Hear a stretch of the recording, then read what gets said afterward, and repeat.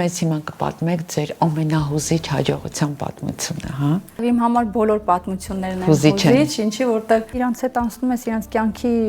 ճանապարհը շատ են։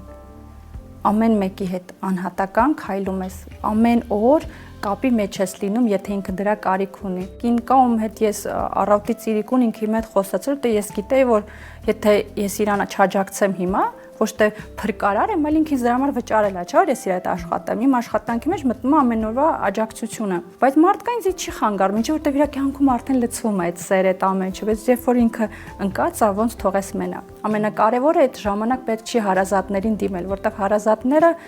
իրանք չեն կարա ճիշտ խորհուրդ տան ու ճիշտ օգնել։ Ինքն է, չէ՞, բայց կերտում իրեն այդ ճանապարհին։ Այո, ինքնակերտում, որտեղ մեր բոլոր մարդիկ, ովքեր մեր շուրջը գտնվում են, մեր հայլային անդրադարձն են։